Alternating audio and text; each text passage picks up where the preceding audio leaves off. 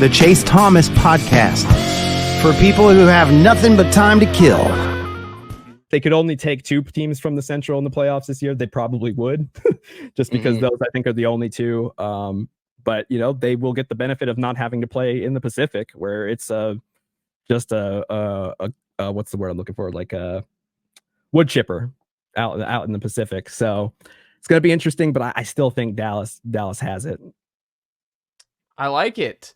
All right, let me crack my knuckles here. All right. Here we go, baby.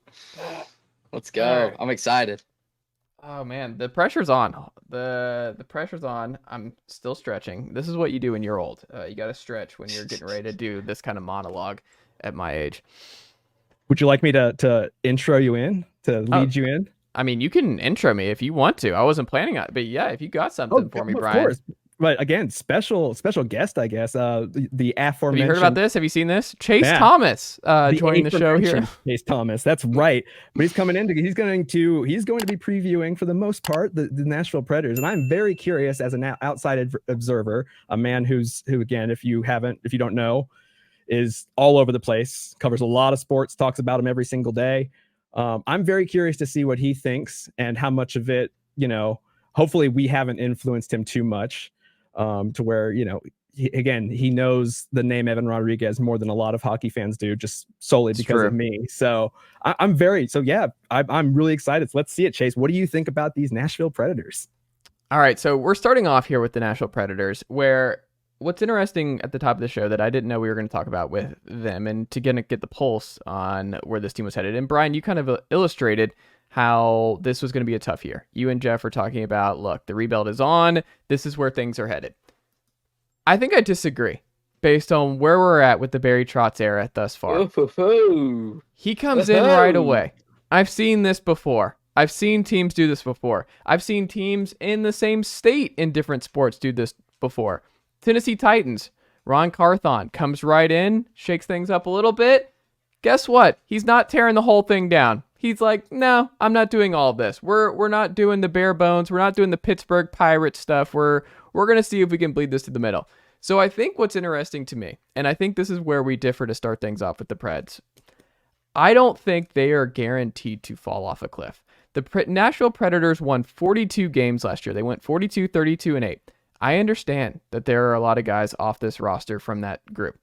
But here's what Barry Trotz did right away that screams to me, this man is not planning on being really, really bad going into next year. And that the plan is not to be Chicago. The plan is not to be Arizona. The plan is not to be the Montreal Canadiens. He bought out Duchesne. He traded Johansson. Those were big moves. And it signals, hey, a transition. And that's what it is. A transition from a previous era to a new era of Nashville hockey. But I think there are 3 parts here.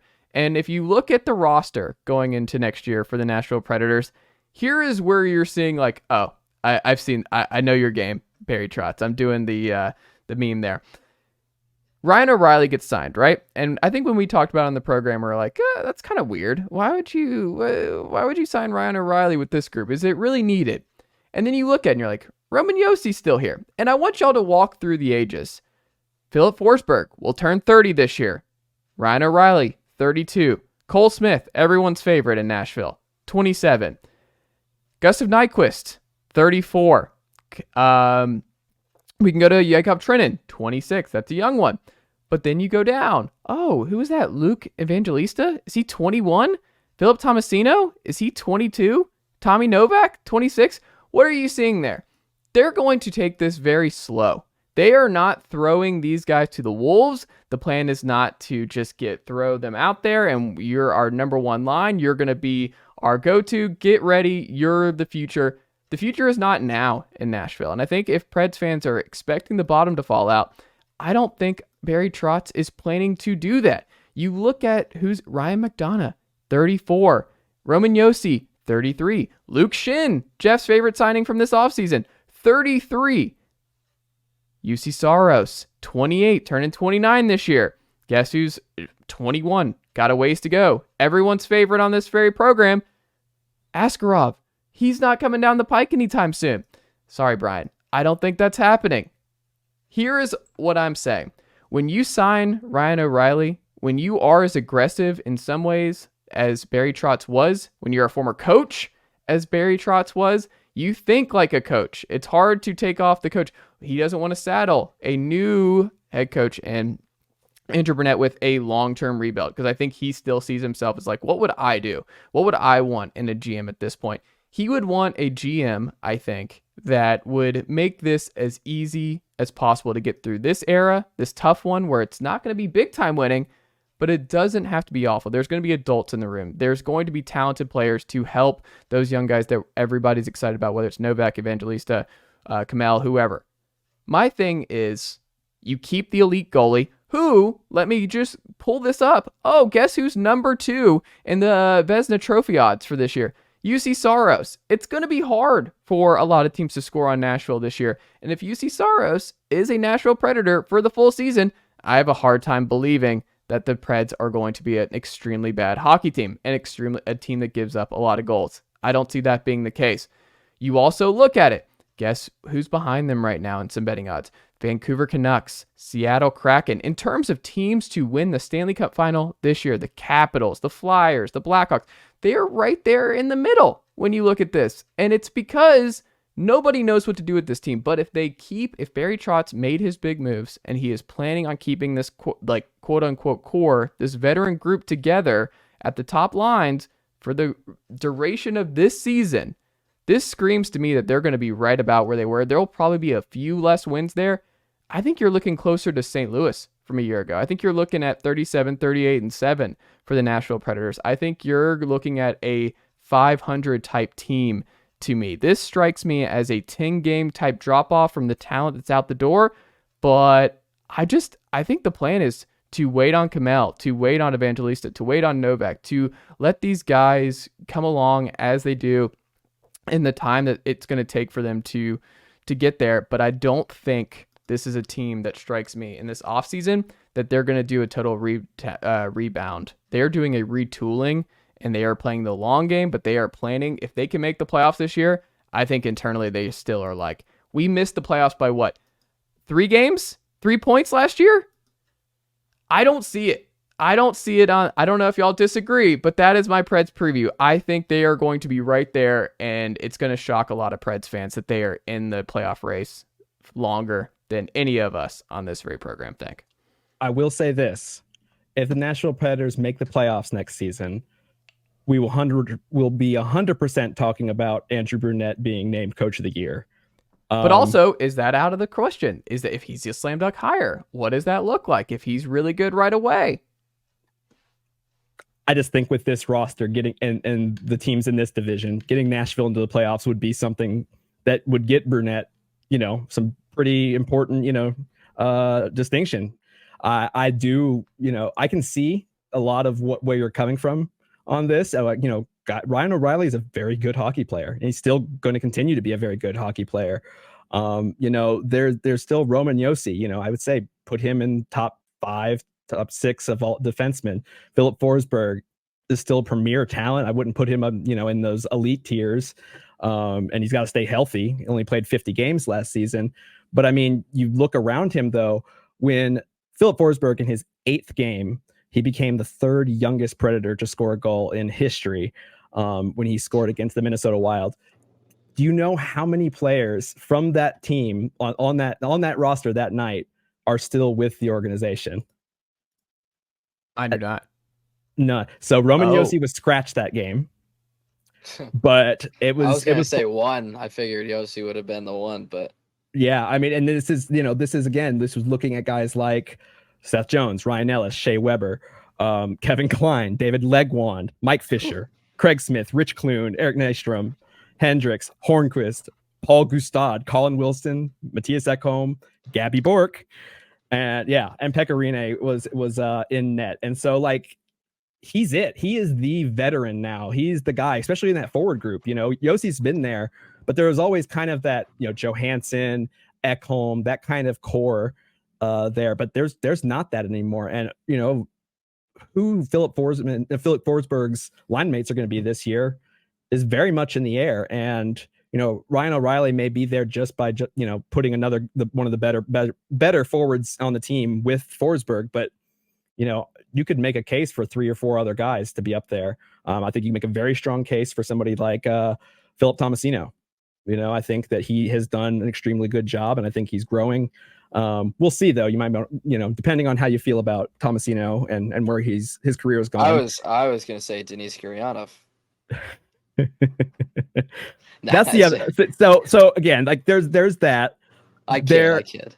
They did lose a lot of their talent, but I think that it was time to move on from some of that talent. I think that we're going to see a lot of these former Predators, pop off and on their new teams this season. Mattias Ekholm is going to continue to be, I think, a really good player for the Oilers. Duchesne, Johansson. We talked in the last episode about Kevin Fiala.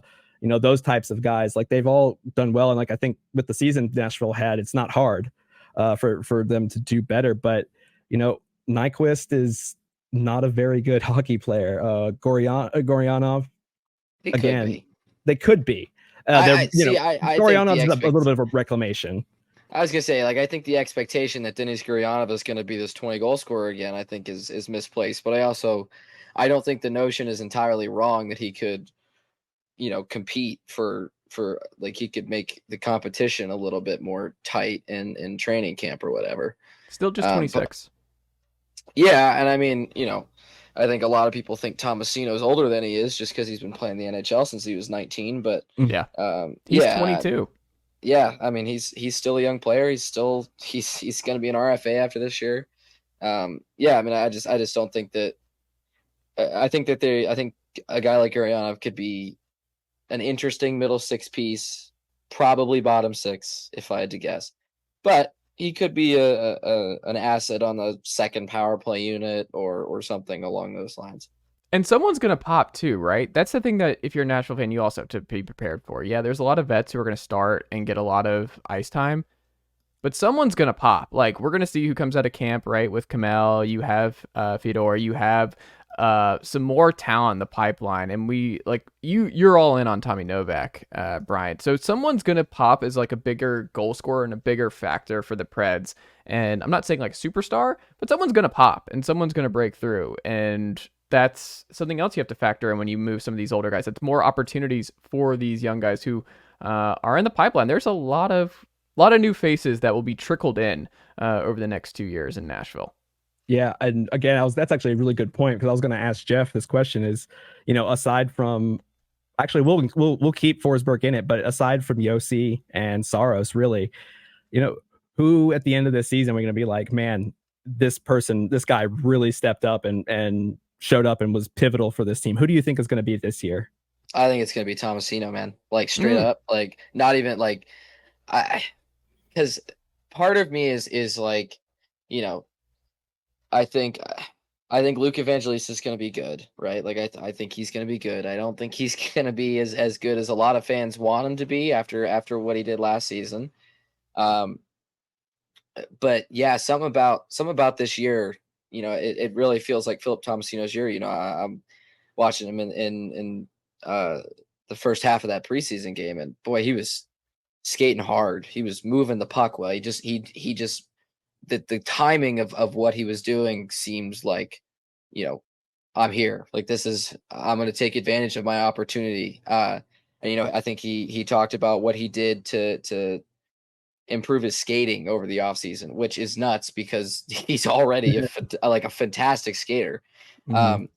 I think this year is going to be the year. I think he needs to take advantage of his opportunities. But I also think, I think it's going to be the year that he does that. I'm very optimistic, especially since, his first season, we saw not a ton of points, but his defensive metrics were very good. I think they were like second or third only behind Eeli Tolvanen.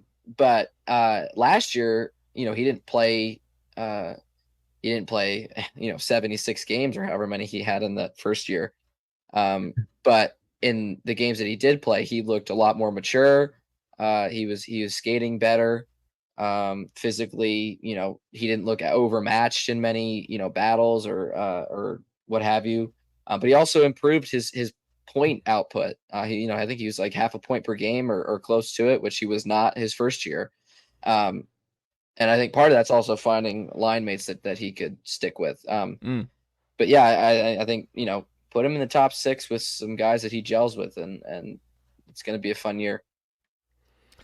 Well, there you go. The Central Division. So Chase, so you're saying playoff. You're thinking playoffs. I don't think they make it, but I think they Is are it going to be going. another last year? I think it's going to be a lot more similar to last year than Preds fans are anticipating. That is my prediction. I don't think they make the playoffs, but I think they are closer than people think, and they last longer than people think. Yeah, I think that you're right. I mean, I will say that if they have a season like last season and that's the result, that's kind of your ceiling. That's kind of a good scenario to have yourself in. It's the opposite of how it has been. But I'm having trouble seeing it because they do have talent. They have a lot of young players, but this is a very, very young, inexperienced team. And it's going to be, I mean, they were bottom 5 in goals scored. They're bottom 5 in shot attempts per game or per 60 last year. They were a bottom 5 team in expected goals allowed. I mean, just atrocious defensively last season, and that's including. I don't think they're going to get any better defensively under this new system. I'm going to say it right now, because Andrew Burnett's last year they were hemorrhaging high quality shots, and this year they have a new coach who, granted, he's a better coach than John Hines, and he plays a much more fun system. But if you watch the Florida Panthers that won the President's Trophy, they were run and gun. We're going to outscore our defensive issues, and they had some good defensemen on that team too. But yeah, no, it does worry me a little bit that they're, I'm not exactly sure that their defensive problems got not fixed, but addressed a little bit more. I will say this: it's going to be very huge years, like you said about Tomasino, Juuse Parssinen, Cody Glass. Cody Glass, I think, Dante Fabro. These are all guys, not Glass, but these are all guys. They're some of the 12 players that Nashville has that are going to be free agents after this season, either restricted or unrestricted. Guys, like I said, this might be the last shot for Fabro to, he's still arbitration eligible again somehow. But like Carrier, I think Carrier has the potential and to be a top pair defenseman for the Nashville Predators.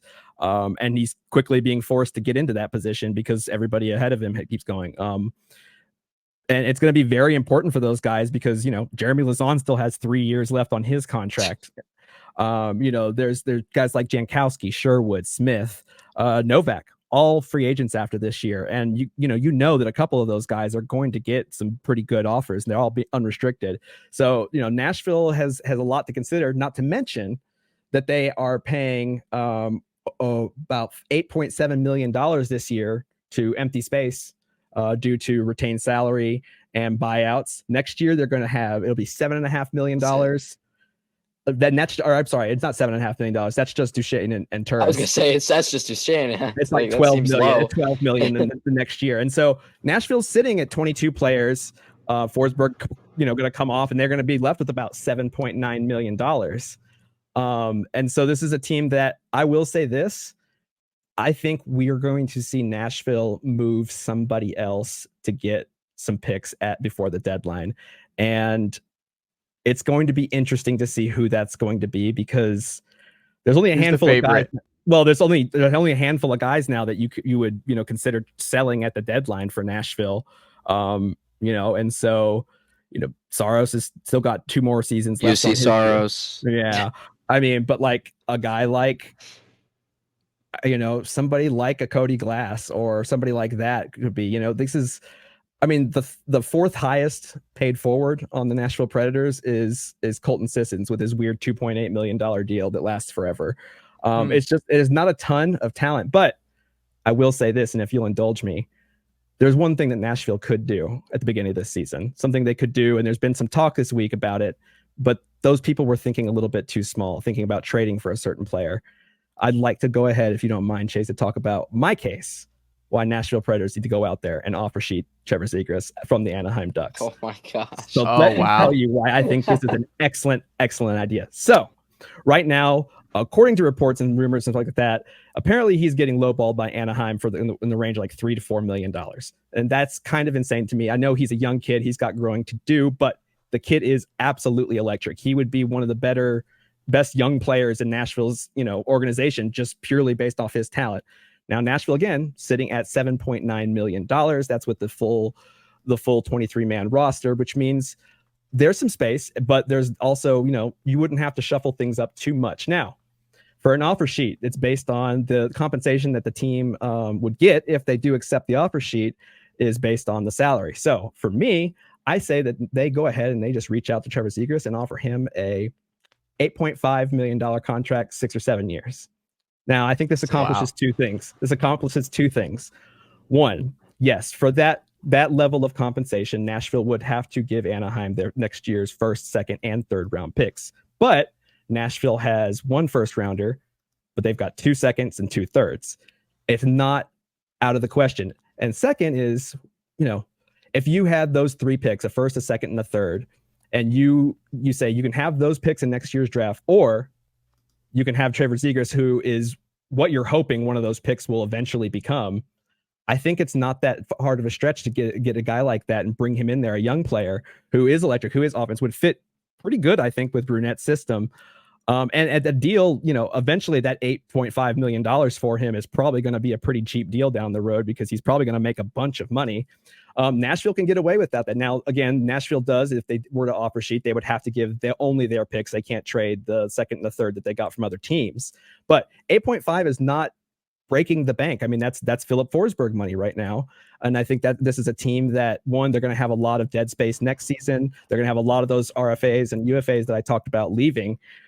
This is a guy that you can bring in and that would put a lot more excitement into that locker room and a lot more excitement for the fans, because all of a sudden you've got a guy that's been highlight reels for the past few years, and now he's coming to your team. So now all of a sudden you've got a little bit more of incentive to come in and see a team that's in the middle of rebuilding. And again, $8.5 million over 7, maybe a little bit overpriced, but the best thing about offer sheets is they don't have to take them, and then none of it matters. They don't have to throw that out there and then do anything. As certain teams may remember, certain teams like Philadelphia may remember that, you can go in there and throw an offer sheet in and screw up an entire franchise's potential future, by offer sheeting somebody. But, GMs are all too afraid. And I think Barry Trotz and, some of the things that people had concerns about how he handled firing Hines. If I'm Barry Trotz, I'm going out there and I'm doing it, because why not? There's a lot of, if this was a year ago and I said do it, that wouldn't have made any sense. But now, especially that we could fit it in and just, you could just toss out, you could put, pick one, Jeremy Lauzon, just send his $2 million contract down, and you've got space for Trevor Zegras. And I think that is, you don't need to trade anything for it. And again, this is one of those things where you put that out there, you might hurt your, some goodwill, but they don't trade with Anaheim a whole lot. And I mean, get some excitement, because this is something that I think that if you want to be aggressive, but you're hamstrung by, dead cap money and just a very young pool of talent, this is something that you can do that fits with your rebuild plans and would help inject some excitement for the next year or so. So that way Nashville's a much more exciting team to watch as they kind of straddle that line between being good and bad. So I think, all those people talking about, like with Buffalo, about trading for him, that's well enough. No, offer sheet. And Nashville, for once, actually has the cap space, the ability, and the motivation to go and do it. And most of all, it would just be really, really cool. So all aboard, offer sheet Trevor Zegras. I think that's the best possible thing, and it would just bring me a whole lot of entertainment. I would also say, it's not like you're, some of the contracts that these younger guys have gotten it's not too far out of the 8.5 range. Like Jake Sanderson recently got an $8.05 million deal. Jack Juuse is on an $8 million deal, which is nuts because he's so good. I think if you got a $7.58 million deal for Trevor Zegras, you do that. I don't think that's I think him expecting any more is not wrong. I mean, I'm not gonna say wrong, because he wants as much as he can get, because he's a very talented player and he brings a lot to that Ducks team. But he's still a young guy with a lot to prove, and to be honest, he hasn't scored as much as I'm sure a lot of people thought he could at this point. And part of that is because the Ducks are also not a good team. But if you could tell him he could come into a team with Vezina caliber goalie, Roman Yossi, a Philip Forsberg, or Ryan O'Reilly, and then young guys like Cody Glass and Luke Evangelista and all these guys, I feel like he'd take that. But yeah, I don't think in the grand scheme of things, $8.5 million is too much, especially given who he'd be playing with on the Preds. But yeah, I mean, especially the other thing with that too is, that 8.5, when the contract hits 8.6, that's when it has to be 2 first-round picks and a second and a third, and that's something Nashville obviously can't do. But it's all fits very well. I mean, that 8.5 Evolving Hockey, their contract projections, which are outstanding. He's currently predicted, if he was to go sign with a different team, 7 years, 8.3 million. So we also have to remember that the cap's going to be way up by the time. Well, ideally, the cap's going to be way up by the time that 7 years hits. So it's gonna look like a bargain anyway. Yes, and so I mean, it's just one of those two. I mean, can you think of a player who they bring him into this organization, another player that people would be as excited and hyped to see play and get to see? I mean, I think there was a lot of that with Kevin Fiala. There was a lot of that with Philip Forsberg. PK Subban was. I mean, but it's different because he wasn't a young guy. But as far as